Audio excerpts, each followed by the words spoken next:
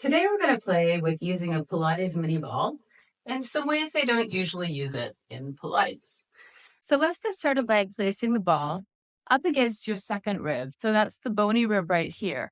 And we're going to take that position and move it up against the wall, pressing the top part of the sternum into the ball. Go ahead and start to move the ball up and down with your chest. So your shoulders might go with your body, but we're not taking the shoulders back and forth to do the movement. You're really trying to roll the ball up and down by raising and lowering the sternum. And as much as possible, keeping your gaze forward so we don't start tricking ourselves into thinking we have a large range of motion by raising and lowering the eyes. It's not about what you're seeing, it's about what you're feeling. It's more than likely that at some points the ball will try to escape, at which point you just replace it where you want it.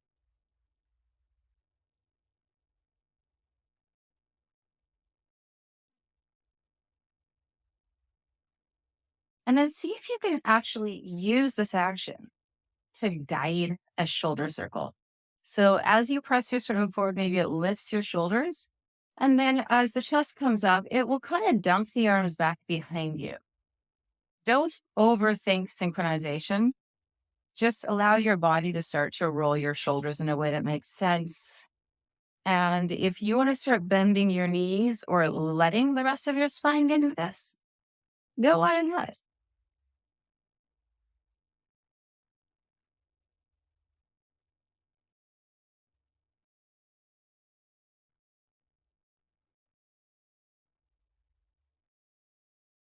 I'll come to a pause.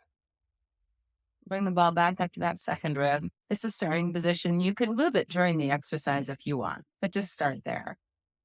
And start to turn your chest side to side. So again, we're trying to roll the ball on the wall and rotate the ribs. If you feel your shoulders trying to help you, maybe pin your arms behind your back or place them on the wall. So you get a sense of isolating the movement from center, keeping the outside a little more calm.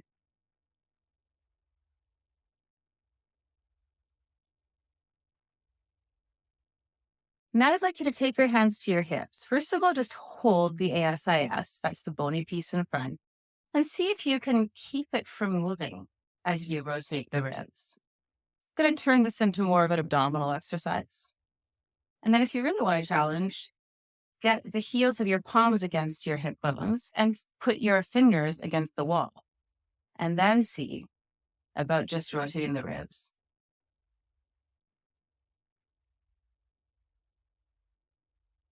Let your head or neck follow the movement, enjoying the stretches along the way.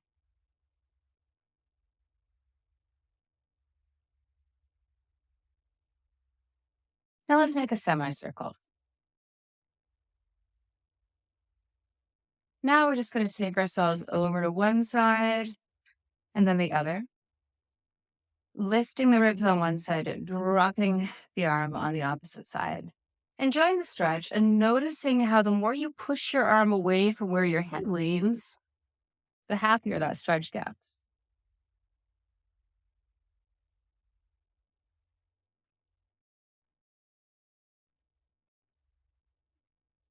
Start to add a little knee bend. Let more of your body go with the motion. Maybe drawing a smiley face on the wall. I suppose it's more of a sad face, but the rainbow shape. And now we'll add the band. So grab the band in one hand, put the ball back where it was, and then pull the band apart behind you. I like to take my hands, palms facing away, and then wrap them towards me one time so I have something to pull out against. And then we'll start again. Raising and lowering the sternum. We'll just go for 8 of these. If you need to adjust, you can get creative with how you do that. I'm using my chin. You could also use gravity.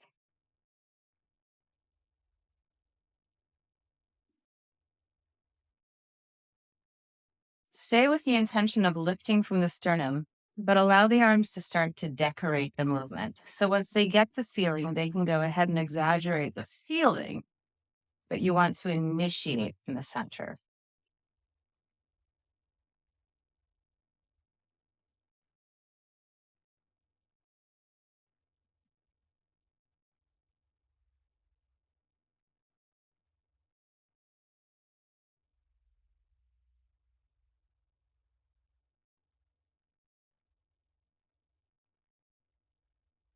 And now let's go ahead and just smear the chest side to side,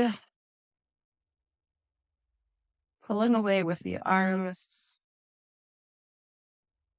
pressing the top of your ribs up into the ball.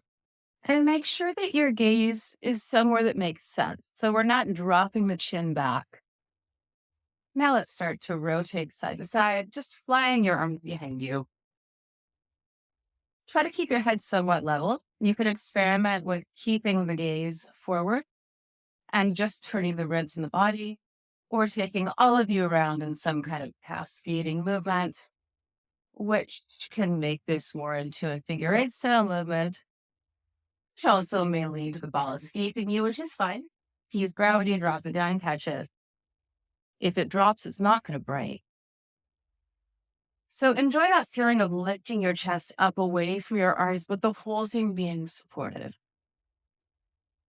And then we'll just release that. If you can, take the ball into your chin, squeeze it into your chest, and then turn it around. It's not, just hold it in your hands. Have a move to facing away from the wall. The hardest part about this next sequence is getting in. You're going to stand on the middle of the bed, maybe about a foot away from the wall. Now reach down and hold both hands with one hand. Grab the ball and place it behind your shoulder blades. Back up into that. And then choke down on the bands so you feel a nice pull downwards with your arms. I like to wrap my hands one time around bands. You do that if you like. Now, let's go back into raising the chest. Think about rolling it around the ball until you can bring your head back and shoulders back. And then taking the chest down. Lift the sternum. Let that move your shoulders back and your head back. Squeeze. And then roll down.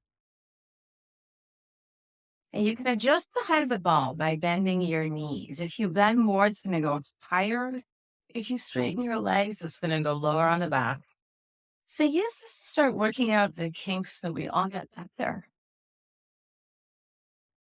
We'll have two more. Cheers. And then we'll make some semicircles.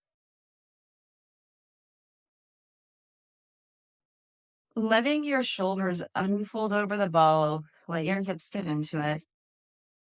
And start to lean into and pull away from the resistance to get even better, deeper stretches through your shoulders, your neck, and your ribs.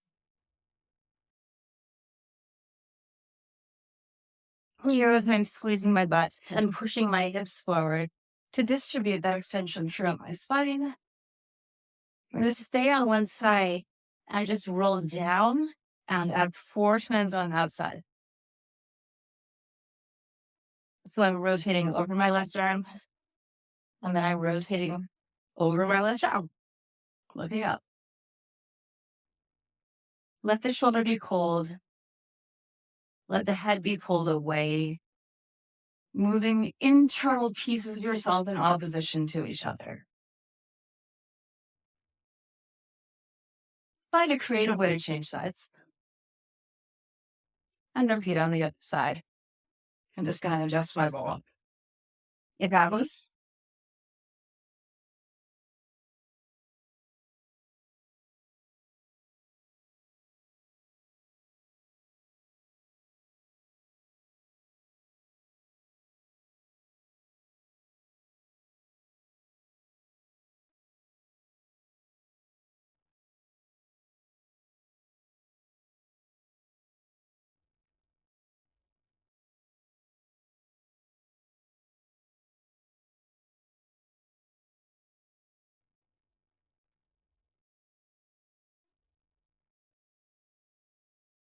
And then come back in the center.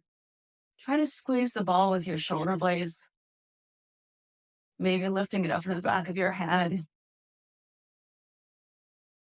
And then release the bands and come out of ground ball. One final exercise.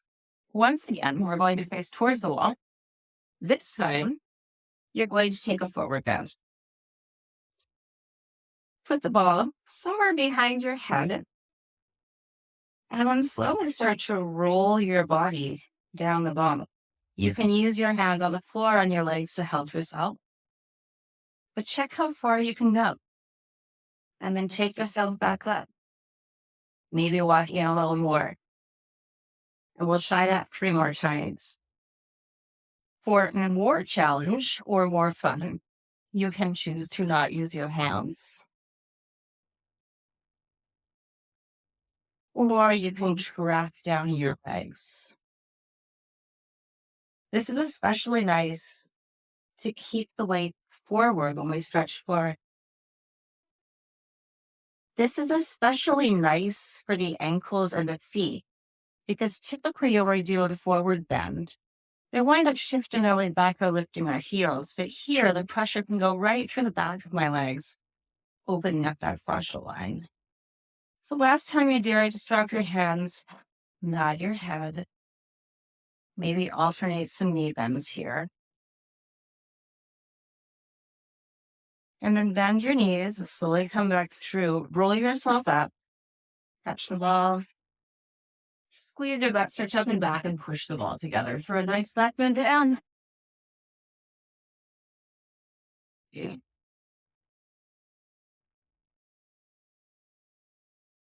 And that's all for today.